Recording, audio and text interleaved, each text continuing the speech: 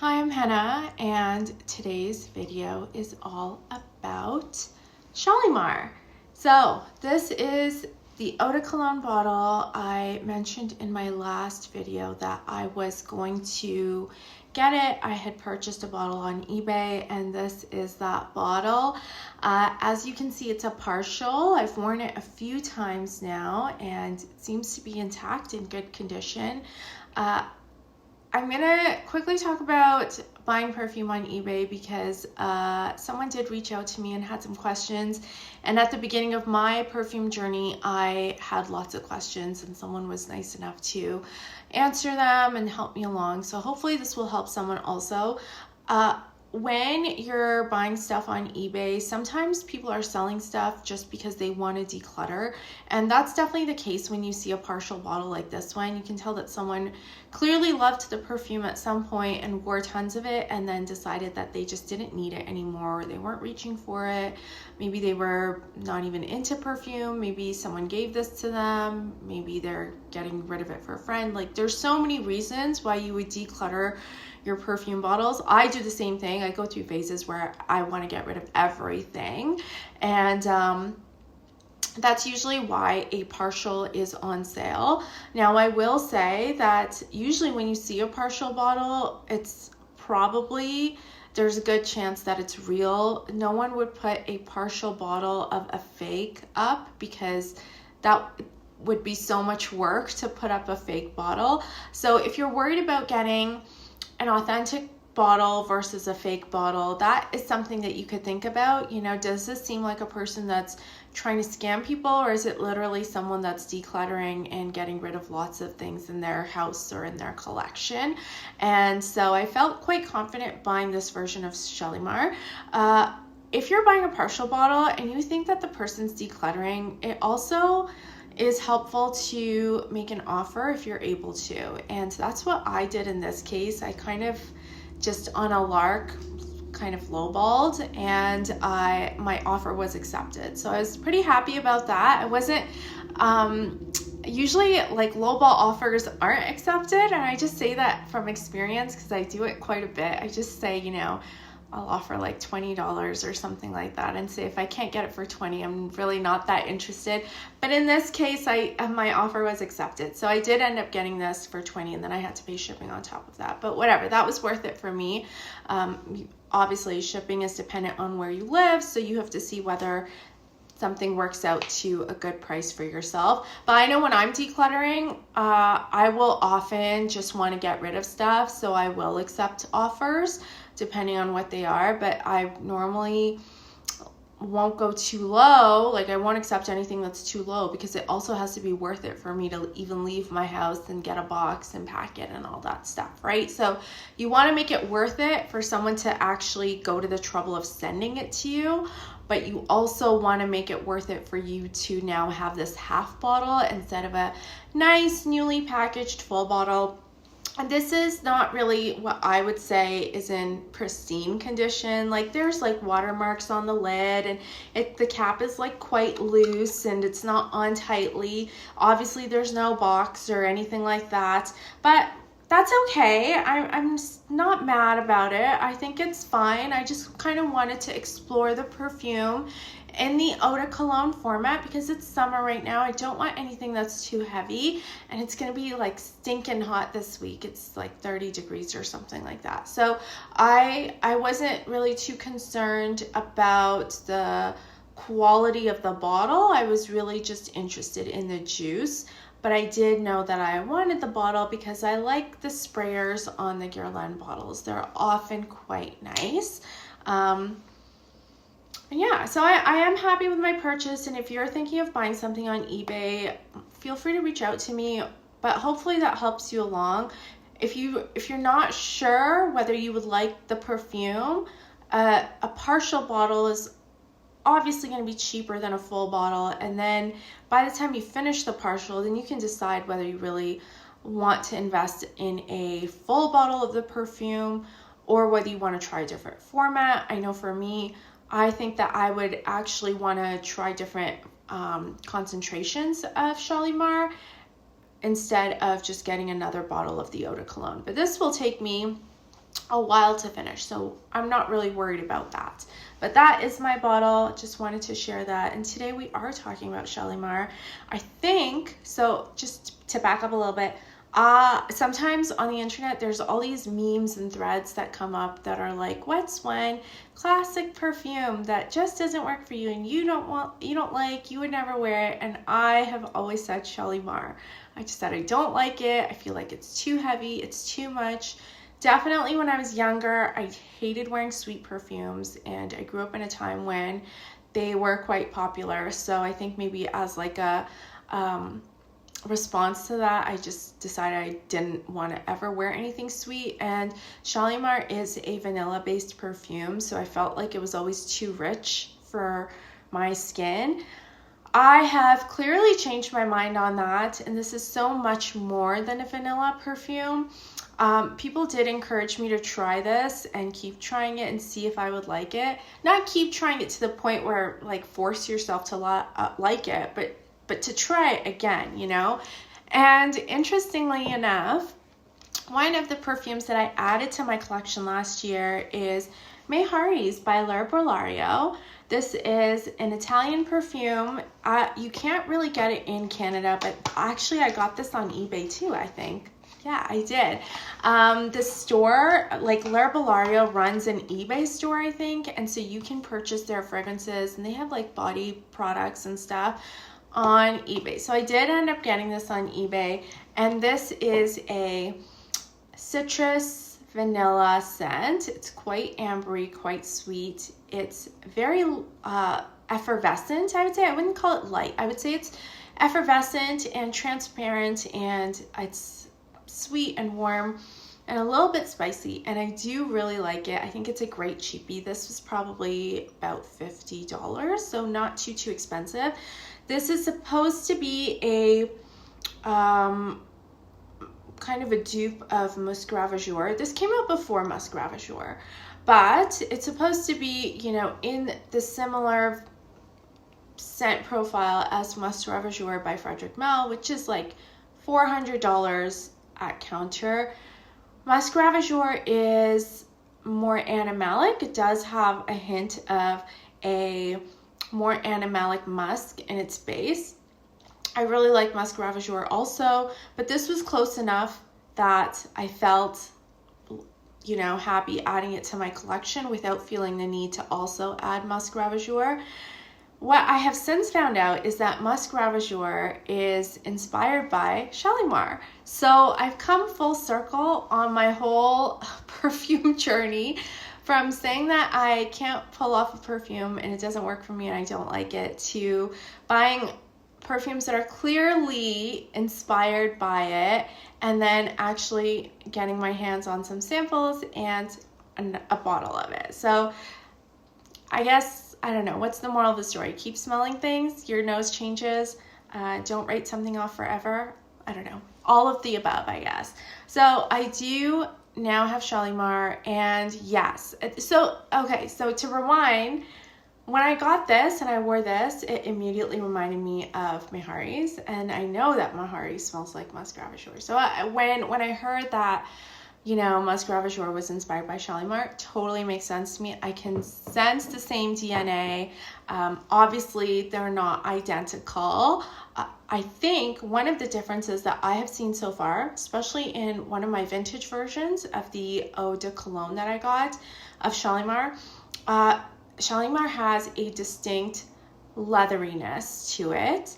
And not all the versions of Shalimar had it, but definitely the older versions have a smokiness and a leather quality that make them different to Musc Ravageurs or Mehari's. So that's something that you should know. I had not heard that about Shalimar. To me, it's always been a ambery vanilla perfume, but it is quite leathery, especially if you get a vintage version. And I think I have my sights set on an older version so that I can get that musky, leathery, animalic aspect of Shalimar and experience it in all its glory. Let's talk about the history of Shalimar a little bit in case people are unfamiliar with it. Shalimar was launched in 1925. It was created in 1921 by Jacques Guerlain, but apparently there was already another perfume by the name of Shalimar, and they had all these other products associated with the perfume version, and they were all called Shalimar. So they had to hold off on launching the perfume with that name, and in 1925 they were able to come out with their version of Shalimar and use the name Shalimar.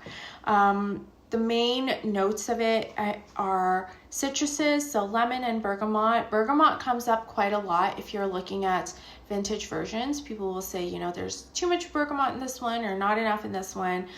Bergamot as a citrus note, it doesn't really bother me. Like, there's no reason for me to not get it because there's too much bergamot. Citruses by their nature don't last a long time. They are meant to be short-lived, and so if there's lots of bergamot or a little bergamot, I still know that it's not going to last a very long time. So I'm okay with however much citrus there is in a perfume.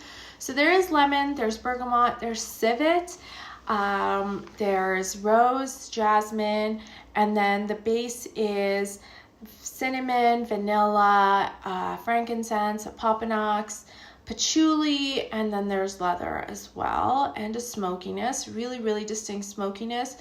Apparently that is because of the quality of the vanilla that is used in Shalimar, and it's not a high quality vanilla, it's actually a lower quality vanilla because the blend of the vanilla is what causes the smokiness, and that's what they wanted. So when they say it's the quality of vanilla, it's a specific quality that's giving the desired effect, which is kind of cool.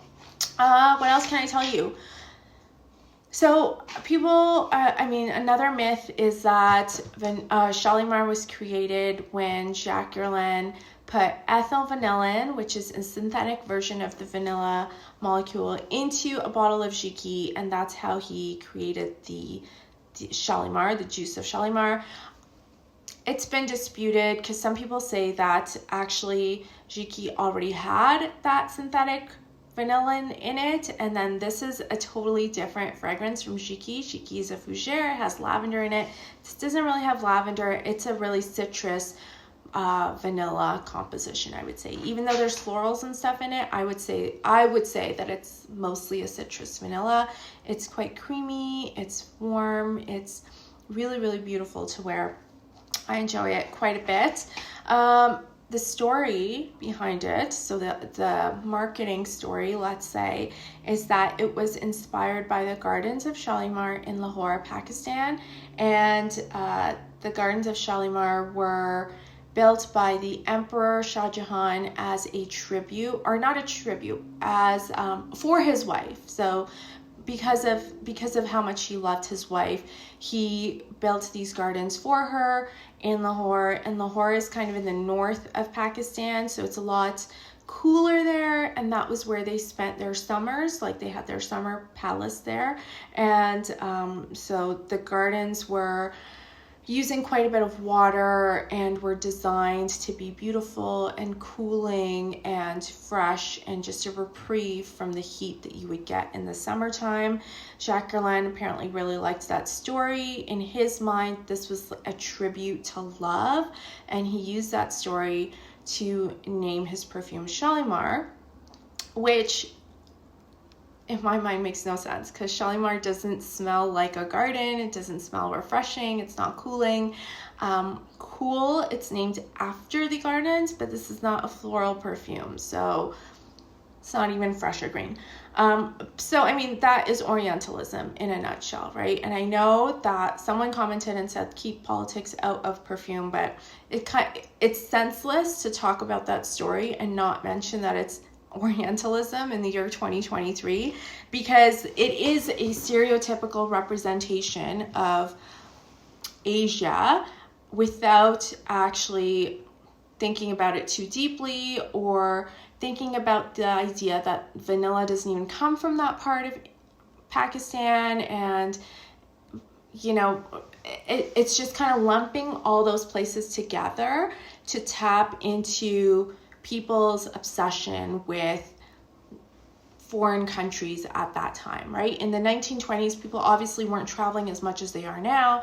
So anything that was outside of Europe was thought of as being very exotic and sultry and interesting, and it kind of embodies the colonialist values that people had at that time, right? So we're going to take that story and we're going to name our fragrance after those gardens, even though this perfume has nothing to do with that or those people at all. But whatever, it's going to sell a lot of perfume because people really like anything that has to do with India or Pakistan, really. So, and at that time, you know, there was no India or Pakistan. It was just one whole country called Hindustan. I don't think anyone really even knows that because those two countries weren't formed until 1947. Okay, so because of that, you know, Shalimar has this mythicism around it, and it is because of that story and the vanilla. And I mean, objectively, it is a nice perfume, and it's so often glorified. It was said to be the perfume of flappers, so flappers really enjoyed wearing it, and I can see why, because the smokiness would go with the smoke that was in the air at that time, and the vanilla would last through almost any conditions, whether you were in a club, whether you were dancing. You know, vanilla is something that sticks to your skin, and so is musk, and there is musk in here, and so is leather. And so if you were wearing a perfume like Shalimar, it would be something that you could smell on your skin 5 or 10 hours later. Even if you had had a long night out, you'd still be able to smell it on yourself through everything, you know? So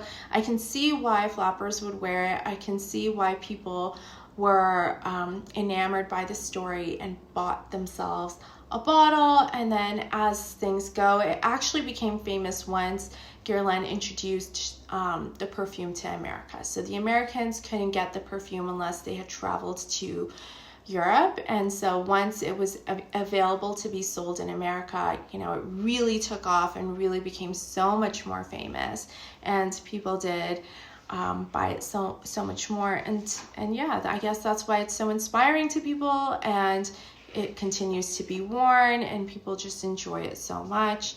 I never had anyone in my family that wore Shalimar. My mom really liked it, but I was just always like, oh, I can't wear it, so I don't want to.